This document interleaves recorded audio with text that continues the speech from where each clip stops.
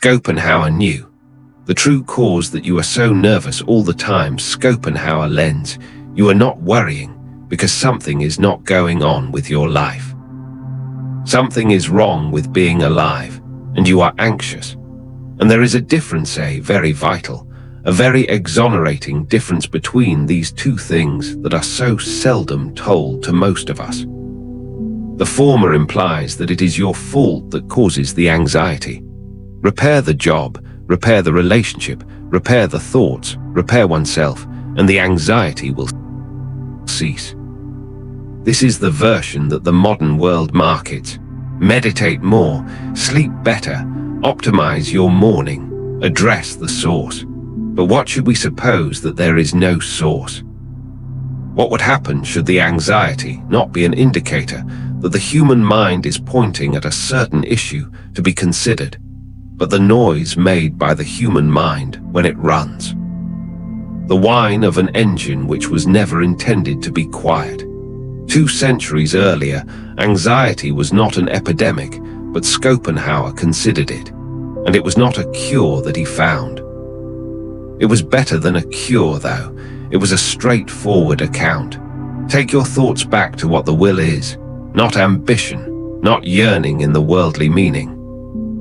A blind, biological, absolutely impersonal force which pushes the living things on their way without destination, without gratification, without repose. It does not wish you to be happy. It does not wish you to be afflicted.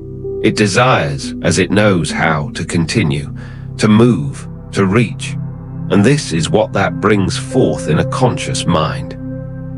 A mind capable of thinking of the future, that is, of projecting, foreseeing, simulating all that can go wrong, and a will incapable by its constitution of feeling itself safe peace cannot be the result of such a combination. It makes a very definite, most human type of sound. The low frequency, regular searching the environment to detect the next threat. The inability to complete the settlement even in those cases when nothing is wrong at the moment. The sense that relaxation is in a way a danger, that when you turn your back, you will lose something.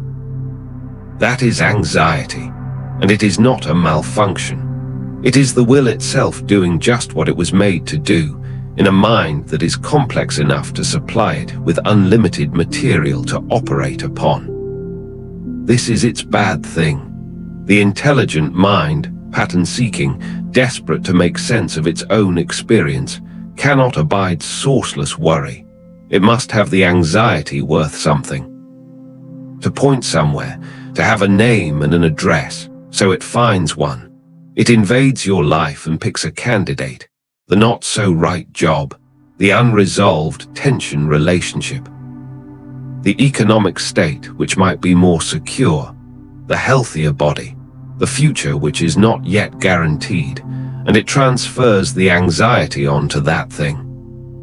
Explains to you this is the reason why you feel so. Cure this and the feeling will cease, so you fix it, or you try to, and the worry flies, finds a new host.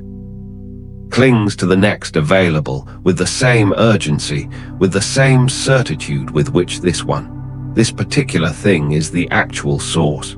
It did not have its origin. It was merely the closest possible description of a feeling that preceded the description itself. This would be recognized by Schopenhauer, the will creating disquiet, the conscious mind creating a narrative of the discomfort to make it look manageable, and the individual caught in the middle living his life by attempting to solve problems which were not there, in fact, creating the feeling the person was attempting to overcome. It is a certain element of anxiety that I believe Schopenhauer grasped better than any modern system. The fear of living, no worry about anything in particular. Only the hum of existence as a conscious being in a world of the unknown. The wisdom that lies somewhere under the day-to-day clatter that all you have created may be stolen. That people whom you love die, because the future is not insured and was never. that there is a reality below the prudent framework of a managed life, which is essentially, irreducibly beyond your control. The vast majority of individuals devote the major part of their life to the regulation of their exposure to that knowledge.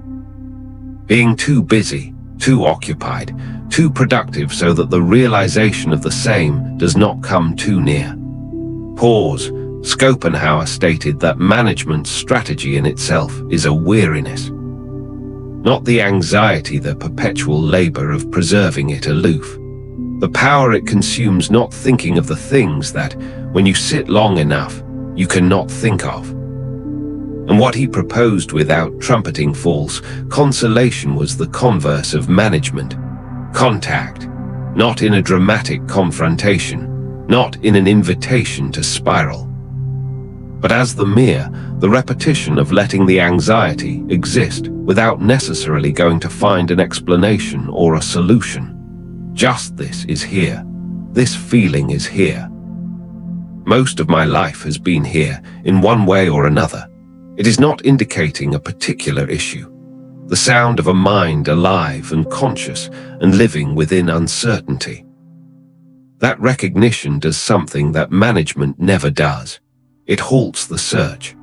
The long, wearying hunt after the exact object which, when once in place, will at last end the sensation.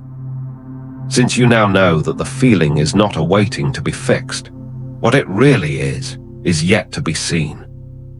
And when viewed nakedly, without the narrative, without the problem of candidates, without the assurance that solving the problem is one more success nearer, it is something different, not gone. Not comfortable exactly, but familiar, known, right to me without my being scared anymore. There were three things which, though not curing, relieved Schopenhauer.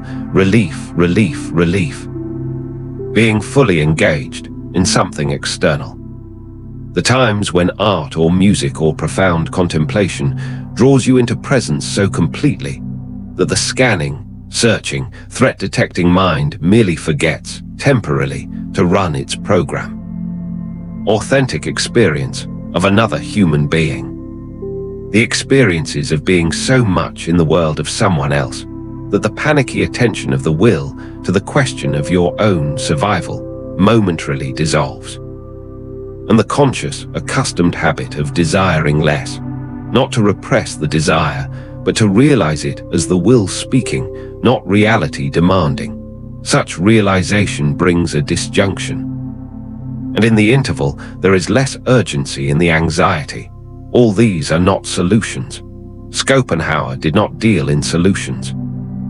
He sold straight accounts of what is really occurring. Of what is really occurring, it happens, is more helpful than answers to the problems that are not present.